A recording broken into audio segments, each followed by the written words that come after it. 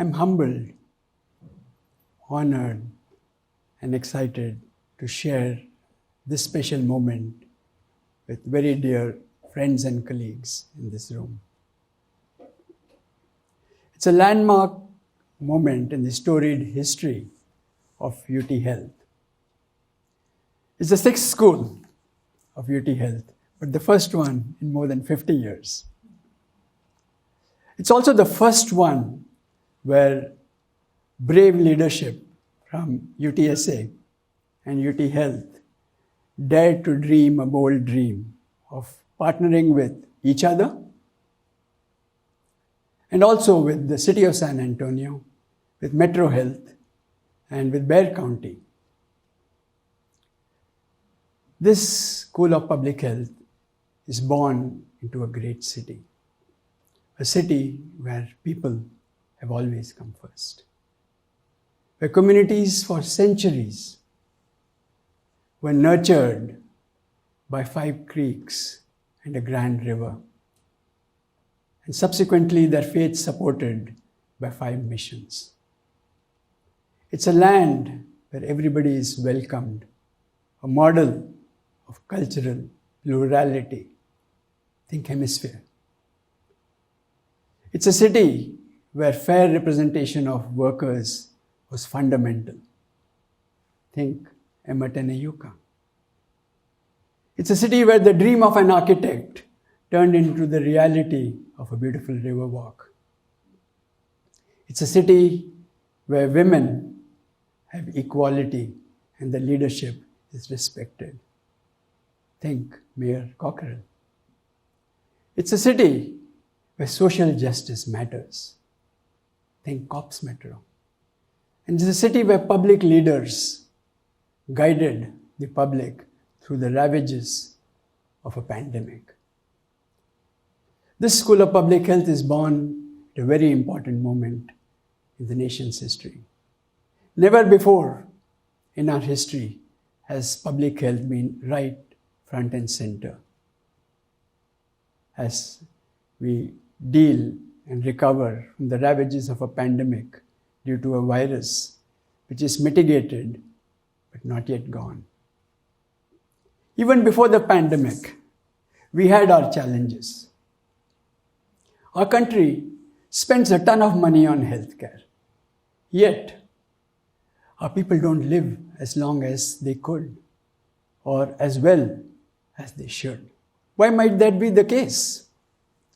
In fact, we have a higher rate of preventable deaths, premature deaths, than our developed country peers. That's the gap you see on this slide, which Surgeon General Jerome Adams referred to as the US health disadvantage. Preventable because they can be avoided through effective public health and primary prevention. And why might this be the case? A postulated reason is that perhaps we underinvest in public health and social service.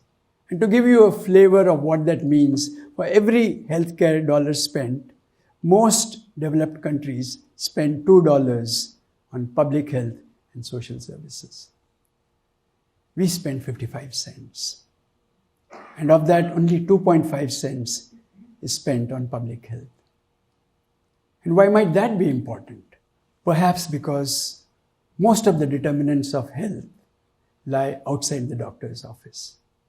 It lies in the families we are born into, in the neighborhoods where we grow up, in the communities where we go to college, work, live, and age. So-called social determinants of health. So what about the neighborhoods of San Antonio? And here is a sobering and disturbing fact. Among the 25 most populous metros in our country, San Antonio has the highest poverty rate, 16%. What is heart-wrenching is the fact that 1 in 4 children is born into that lifetime cycle of poverty, of opportunities that are not equal, of educational attainment that is limited, of health that tends to be poor. This cycle of disparities that begins in early life is not equally distributed or dispersed through the city. In fact, poverty is segregated in San Antonio. And death follows poverty like a shadow. So if poverty is segregated, it's little surprise that life expectancy is segregated. And the magnitude of the difference in life expectancy between the high hardship zip codes and the well-to-do zip codes is a staggering 20-year difference. Think about it. 20 years, that makes the difference between parents seeing their children graduate, parents seeing their children marry and have kids and hold their grandkids, things we take for granted. And it turns out that not only is life expectancy segregated, but poverty is the emperor of maladies. Along with it is segregation of a lot of maladies. All you have to see is that these zones in red mirror the poverty zones. So that diabetes, high cholesterol, heart disease, obesity, they all cluster in these regions. And whenever we see this, scientists think of common drivers, of root causes, or the causes of causes, if you will. And it is seldom the people. It is often circumstance or context. Health inequalities contravene the principles of social justice because they are avoidable. Because they do not happen by chance or randomly. Because there are social factors that determine this, which are beyond the control of the individual or his or her agency. And then came COVID. It ripped the band-aid of an ailing public health infrastructure that had been chronically underfunded and understaffed. Our national response was slow out of the gates, and public trust in federal agencies like the Center for Disease Control and the FDA was an all-time low. And there was an atmosphere of varying degrees of information, misinformation, disinformation. The WHO refers to this as the infodemic. As a consequence, it's sad that while the US has 4% of the world population, it has 16% of the COVID-related deaths. One of the other sad facts, the recent study from Brown University suggested that 40% of deaths due to COVID after the availability of the vaccine were preventable, and an estimated 29,000 deaths in our own state may have been preventable. And Texas leads the highest number of preventable COVID deaths in the country, in part because of a large population, notwithstanding the valiant efforts of our healthcare providers and our public health leaders. Into this moment, the School of Public Health is born. And it gives us a crystal ball into what's going to happen into the future. And what you see on this slide is the proportion of the Hispanic population in our country. In the latest census, it was 1 in 6. By 2035, it will be 1 in 4. By 2060, it will be 1 in 3. In other words, Hispanic health is critical for our national health.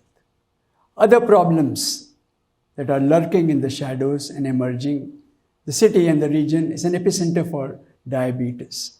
And underlying that is the epidemic of excess weight. And that is going to worsen on our watch till by 2030, over 50% of the people are likely to have excess weight. Furthermore, the growth in girth is not just of the state and the region, it's also the growth in traffic with development. And what you see here in red are the high congestion zones 10 years ago. And what you see here is what's going to happen after another 20 years. This traffic congestion, think of air pollution, think of noise pollution, think of respiratory diseases, think of environmental degradation, think of road traffic accidents. This is public health.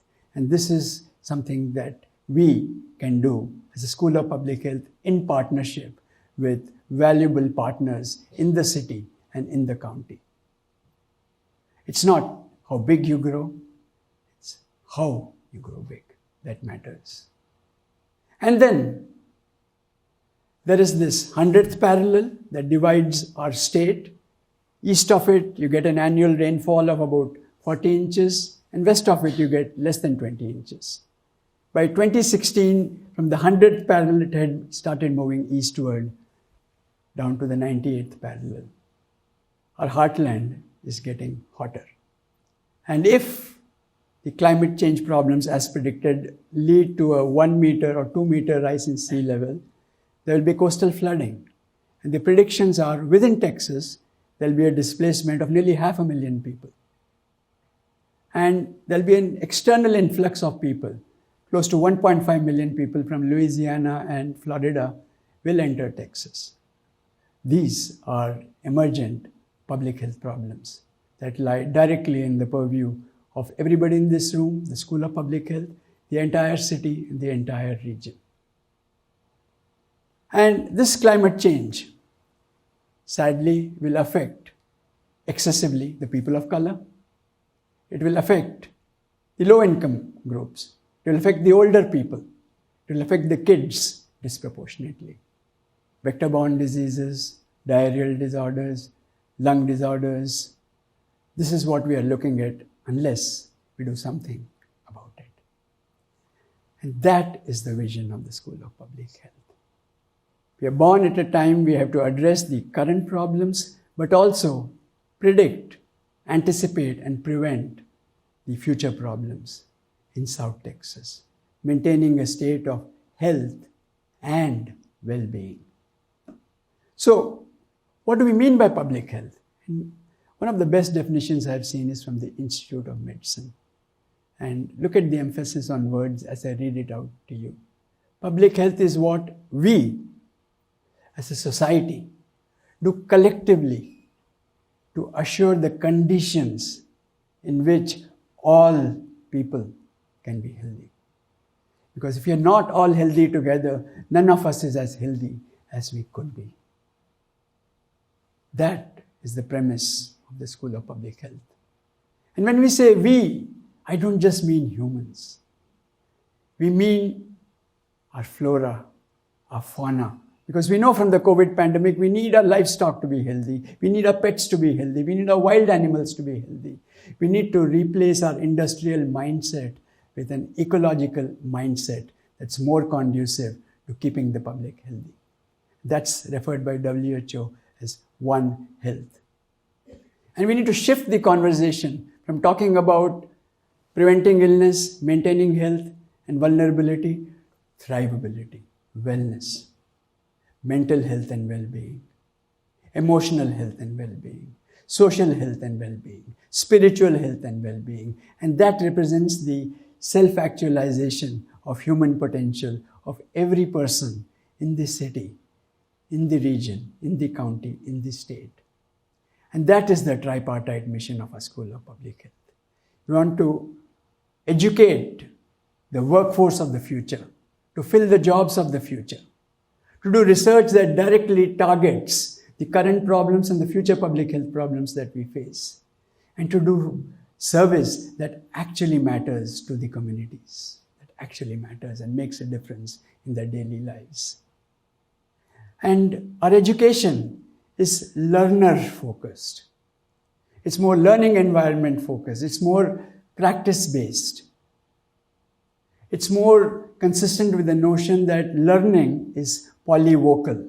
We have to listen to many voices, understand many perspectives. That intelligence is non-unitary. Different people learn in different ways. And public health is transdisciplinary. It has to be viewed through multiple lenses. And that is our mission. So how will we do all this, which seems like a grand vision? There's an African proverb that goes, if you want to go fast, go alone. But if you want to go farther, go together. So we're going to harness the partnerships between UT Health, UTSA, the city, Metro Health, the Bexar County, to harness the brain trust, the human power of these to address the public health problems. And everything that we do has to have the focus, the community at the center, where the community is empowered with solutions the community wants, And these are called community-driven solutions, so that the divide between the town and the gowns gets bridged in a way that has meaning to the town. It means our partnerships have to go beyond metro health. They have to go with the city, with the transportation department, with the housing department, with the food department, with the legal department, so that we can have people walk on safe streets, live in affordable, safe housing, so that they can have transportation that is safe, so they can eat healthy food. This is a multilateral collaboration that the School of Public Health and the constellation of partners hopes to do together. Diversity, equity, inclusion, and belonging are right front and center, a core feature of a School of Public Health. Cultural knowledge, awareness, sensitivity, fluency, humility is right there as a core value. The School of Public Health timeline, just to give you a window, by late spring we hope to have the accreditation of some of the bodies which are prospective accreditors. And in 2024 we hope to admit our first batch of graduate students. Thank you, Dr. Potter. And in 2025, we launch our ambitious doctoral program across UT Health and UTSA. And together, the Collaborative School of Public Health hopes to achieve accreditation in 2027. I want to end by telling you the story of 3 French nuns who came to this city in 1869. They had very little money. They spoke little English. And they traveled 3 weeks from Galveston. And their aim was to set up the first civilian hospital in the city. They arrived to find that the building they hoped to convert into the hospital had just burned down the previous day. And in December of 1869, they commissioned the Santa Rosa Infirmary, the charity hospital, the nuns, the sisters of the incarnate word. And the reason I tell you this story is because if our minds can conceive it, if our hearts can believe it, I believe, I know we can achieve it. And we'll do all this together, my friends and colleagues. And thank you for being here. And I look forward to our partnership into the future. Thank you.